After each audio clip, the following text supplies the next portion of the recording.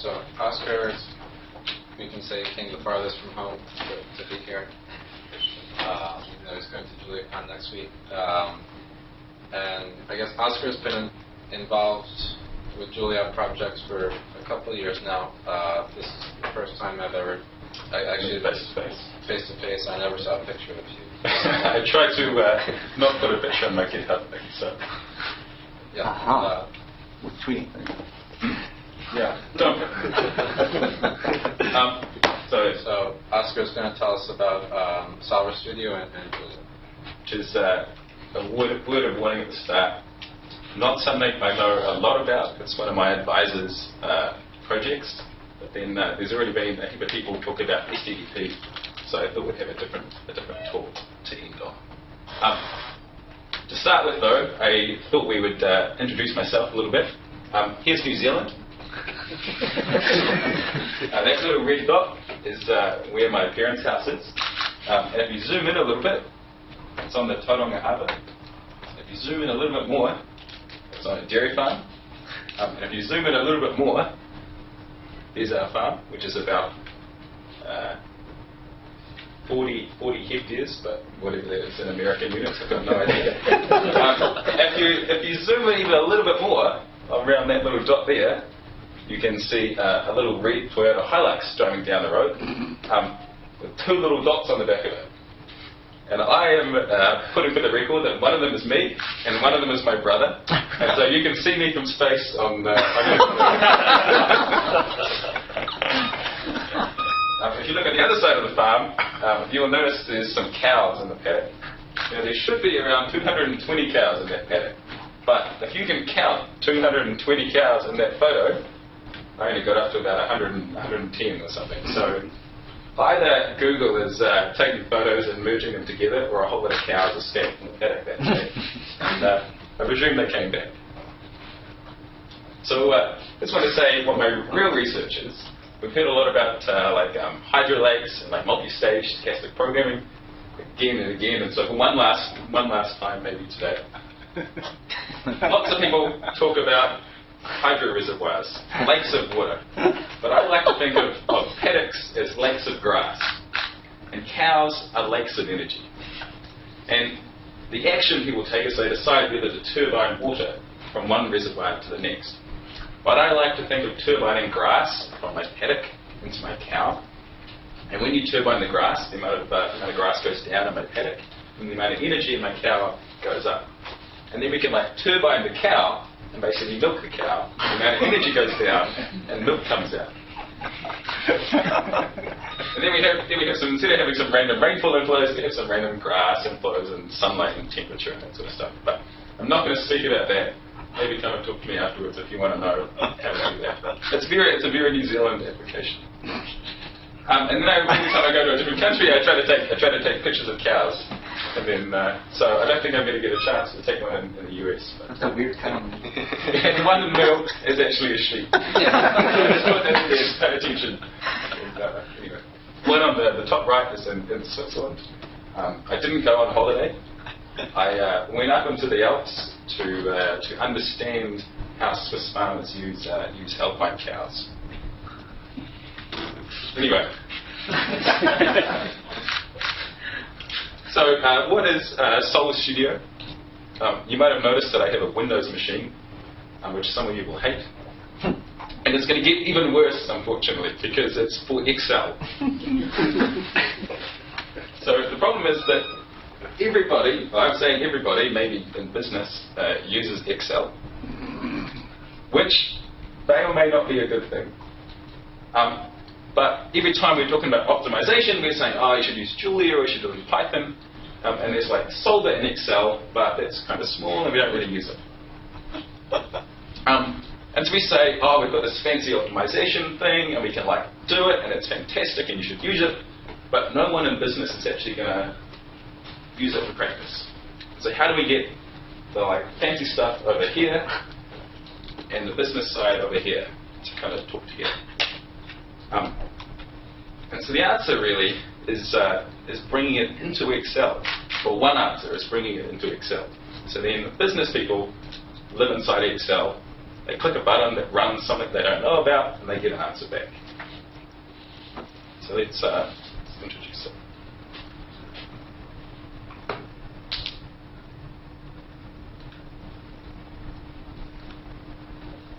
So SolverStudio, can we, it's big enough.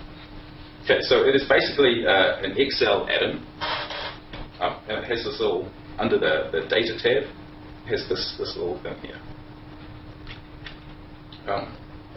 You can click show model, we get two things.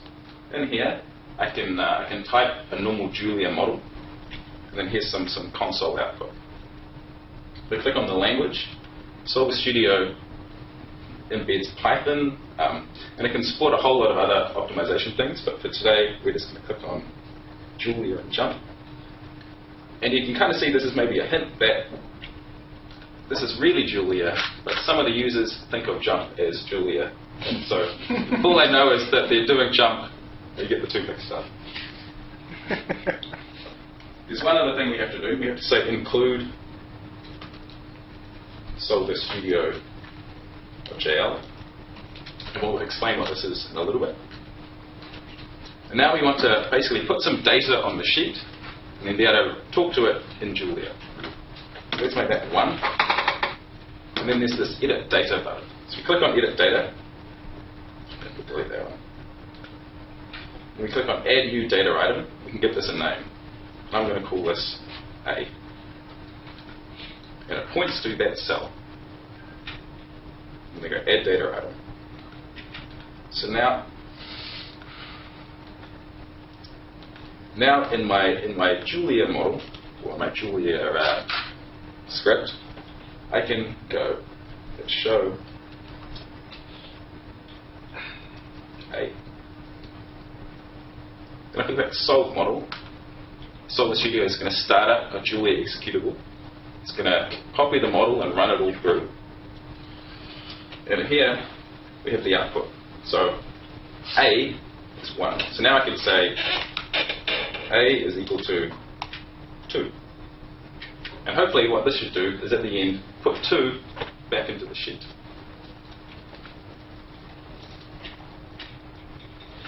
There's a little bit of overhead with kind of running it all through Excel. Chances are you don't know what Julia is and you're just living in Excel, you don't really care. We can make some different data items. We can make a list. We say B, this is going to live in the range these 3 things.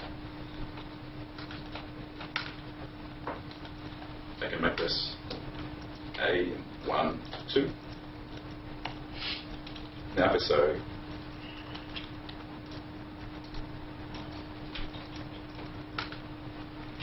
hopefully we can now see a list, and the first element will be the string A, the second element will be 1, the third element will be 2. So we can input strings and floats, basically, are our two data items that we can get from Excel and put them into Julia. So we've got a single data item, just like one cell. We can have a list. And the last thing we can do is like an indexed dictionary. So we go edit data. Now we can say C. It's going to live in the range here and here. The first 2 elements can be there, and the second index can be there. So my first key is going to be A, B, C, D. But there's one other thing you can do. You can go this show and hide data. And this should put little squares around all of the data items that are named in the sheet. So you can imagine making a really complicated Excel spreadsheet and only some of the data items are available in Julia. And so clicking on that button helps users kind of see which things they've declared and which things they haven't.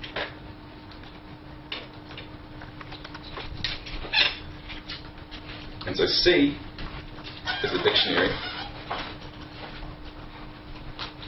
and it's indexed by a tuple with the first key A, second key C. I'm going to make that 3. So basically all SolverStudio does is it takes strings and floats from Excel, gives them to you in Julia, and then you can change the value and put it back into the sheet. So what about a more realistic, nice example that we can use? So Sudoku, right? Everybody loves playing Sudoku. But I am too lazy to actually sit down and do it by hand. So here's something I prepared earlier, so I didn't have to code the whole thing. So if you click on Show and Hide Data, you can see that there are two things that are basically declared. There's this thing A, which is this square, and it's indexed first by 1, 2, 3, 4, 5, 6, 7, 8, 9, and second by the columns. And I have a message at the bottom. So in my Julia script, I say include SolverStudio. Then I'm just going to loop through all of the elements in the dictionary A to check that they're numbers. Otherwise, I'm going to put a message to the user. You can imagine if I do this. I say A, and then run it. It's going to loop through all of the keys and values in A. If it's not empty and the value isn't a float, well then put the message. So message is a SolverStudio data item. And so when we update what message points to in Julia at the end, it's going to put it back to the sheet.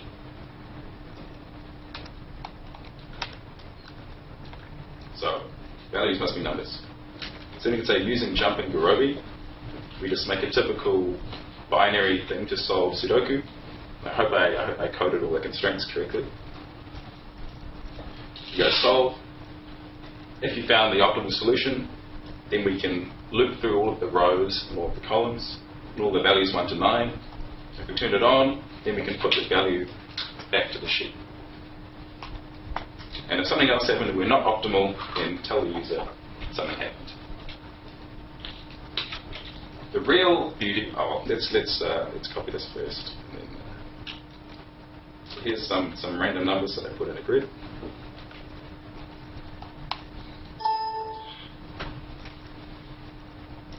This is why I should never use Excel. So then when you click solve, it's going to go through, it's going to build a jump model, solve it, and then put the solution back to the sheet. And so you can imagine if you wanted to do this in production and make it fast, you wouldn't do it this way. But if you're a user, hey, now you've got your solved Sudoku.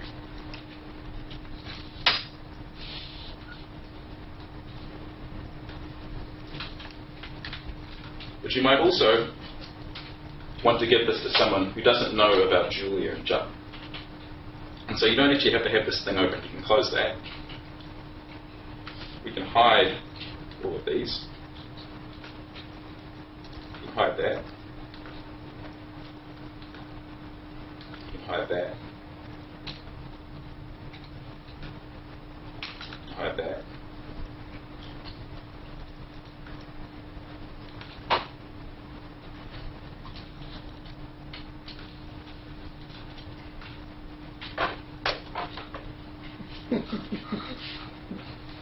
So now, the user, we give them an Excel spreadsheet, and this person has no idea about optimization. I've got no idea about Julia. They type in some numbers in Sudoku. They click solve. They wait a while. Maybe they go get a cup of tea and then they come back.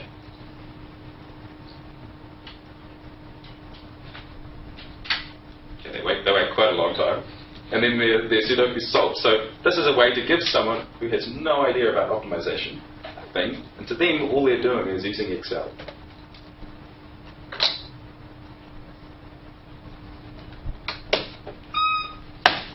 And so why should we really bother to do this? Well, for a start, sometimes people do crazy things with Excel.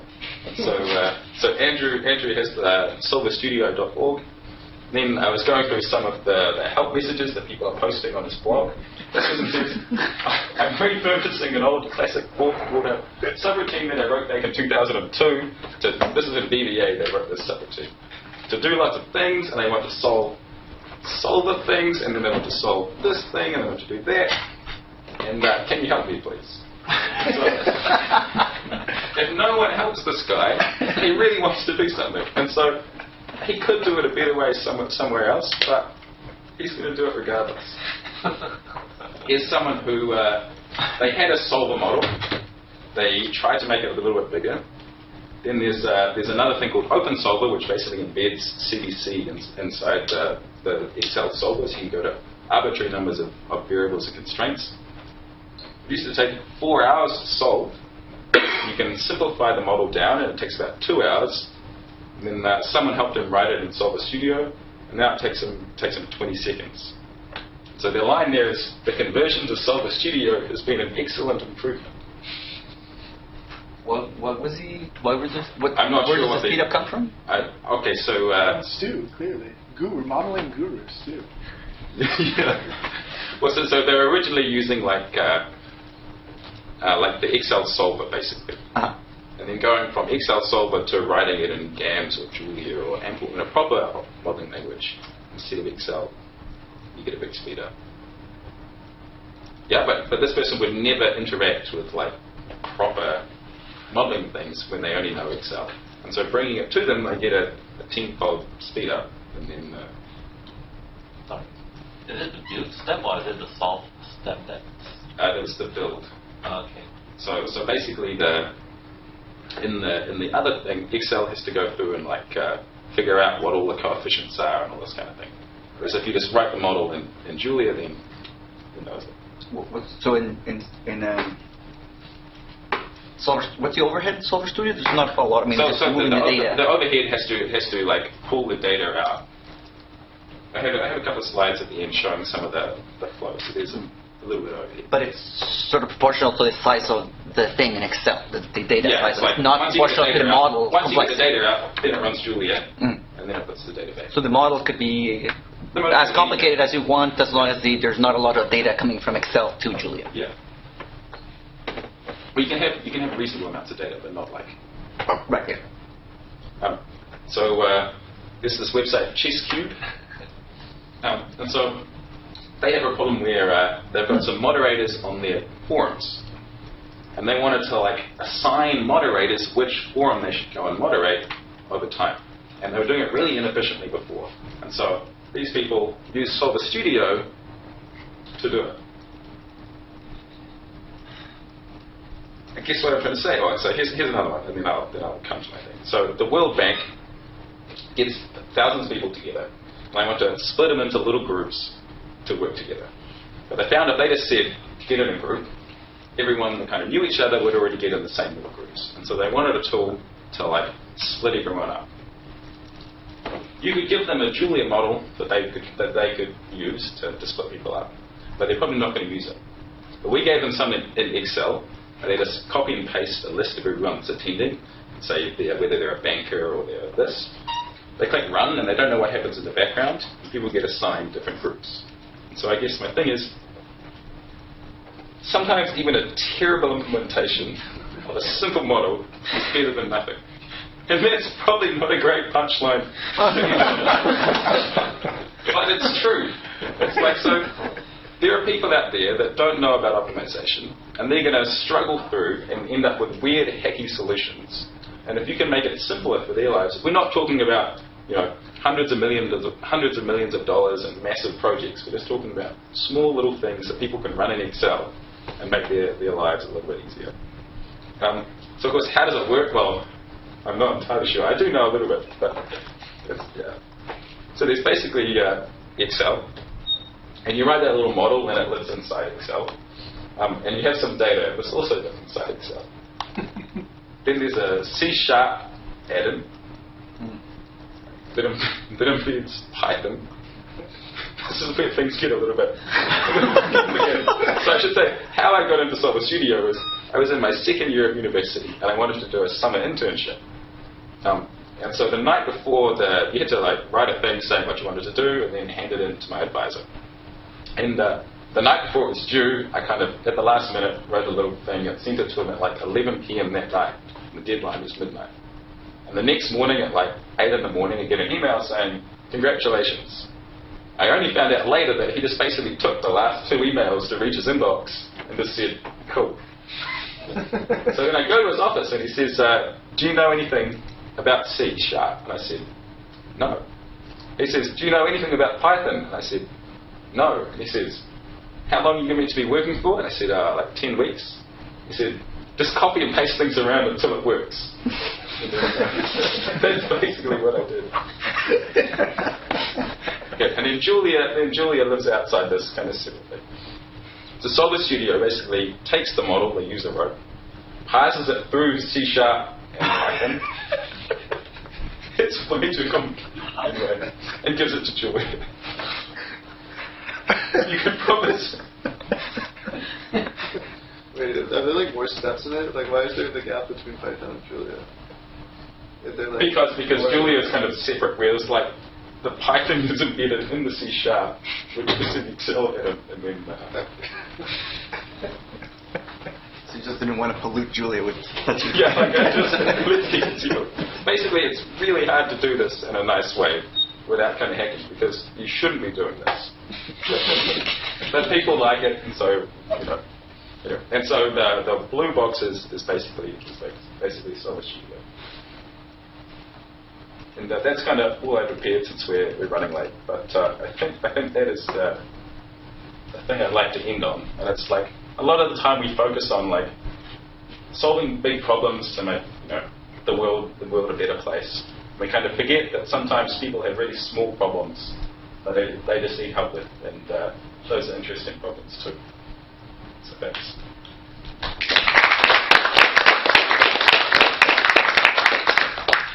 Does it run on Windows? Pardon? Does it run on Only OS X? only on Windows. What a shame, you might be able to try it out. Can you script the solve model button? In VBA. Has anyone implemented bandwidth decomposition? so the problem is, in Python, Julia is not a great case study because the executable has to kind of live outside.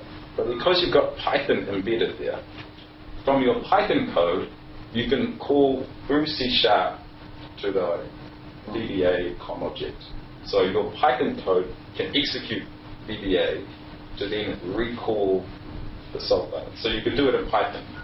But in Julia, you kind of have to do this external parsing. You kind of give it out to the executable and then get the stuff back. But I wouldn't be surprised if someone's tried. So if you send me one of these Excel files, it includes like the little model data that's in that panel, right? Where it's like... Yeah, so basically you install SolverStudio from solverstudio.org, which is just an add-in. And then I give you an Excel book with everything inside it. Right. So with Julia as an external process... Okay, so then you need to install Julia as well. Gotcha. So if you hand me the book and I hit solve, it'll just be like, no Julia. Yeah, but if you wrote it in Python, then it comes with pulp and CPC. So then it just works out. Yeah, it just works out of the box. Has anyone requested to do nonlinear programming, like access jumps, nonlinear model? There's nothing stopping you from installing JuliaOpt and solving a nonlinear. Basically, you can have... That console is a complete... To talk about cows, basically.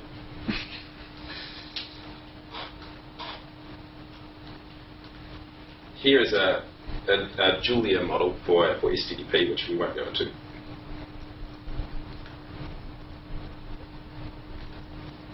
Here is some... so we have like... so instead of having reservoirs, we've got four states. There's actually a reservoir of water, which is the amount of water in the soil. Then there's how much pasture you have, how much grass you have in your thing. How much extra food, like maize or silage, you have in your shed, and then how many cows you have currently milking on your farm. And so, if I was to like give this to someone who doesn't know anything about Julia, say a farmer, they're not going to be able to. They can go through and change the data to their problem, basically. And then we have things like we have the last. It should work. Yeah, it doesn't work. Apparently, you can only show and hide data on the same sheet as your the model. Basically, we had the last 20 years of weekly rainfall and sunlight evaporation data in an Excel spreadsheet. So you can move quite a lot of data between the things. But I don't think this will work when I run it, basically. But basically, you can make quite complicated Julia models in SolverStudio. It's basically just a nice way to have some data and have a Julia model and talk between the two.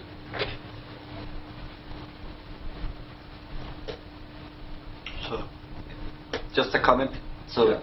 Julia Computing, one of the stuff on Julia Pro Enterprise is this Excel link, which because people want it, People want and it. you shouldn't have to do it, but people want it. and it's an interesting, I guess, like people that want it are people that might want to pay for it, which is like Lots of EDA students. makes me feel bad about the economy. But the SolverStudio is It's free. it's free. Yeah, it's.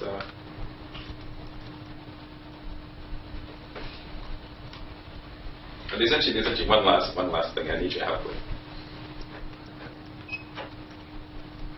SDDP, or Stochastic Dual Dynamic Programming, means at least 3 different things. It means the software that company sells, the original algorithm that's based on the software, and the class of algorithms. And so for our Julia package, SDDP.jl is a terrible name. So I'm trying to come up with a better name, and I need your help. There's this. Coca-Cola. There you go. Pardon? Coca-Cola. That's right. Well, so this is almost. Oh, there's more birds. No, then Yeah. So this. Oh, hang on, I've done something. So I quite like the whole going through the bird thing. So MOA, the multi-stage optimization application. Does anyone know what a MOA is from New Zealand? big bird. It's basically a giant chicken that used to live in New Zealand. It was about 3 meters tall. And so when the first people came to New Zealand, they found thousands of these 3-meter tall chickens walking around who had never seen a person before. And so when you get really hungry and there's a 3-meter tall chicken in front of you, you can imagine they all got hunted to extinction. But I think I might change the name of the package to Moa, and then we can have a nice logo. But if you can come up with a better name, then I'd love to hear it. I keep reading SDP though. That's the problem with SDP. Sorry. I keep reading SDP, so it's Yeah, no. it's like, this it's like is that word, like we already started. We need to with a change big the problem. name. There's too many things that are too similar. And then, Oh, can't you use Unicode for packages in Julia? Yeah. There you go. is there a more? Now it expanded the name. Much easier to do it for, Oh, now you're going to make me look for emojis. later, at the pub. So yeah, any other questions? Yeah.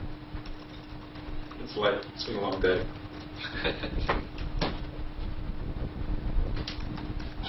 Yep, so that's it for today.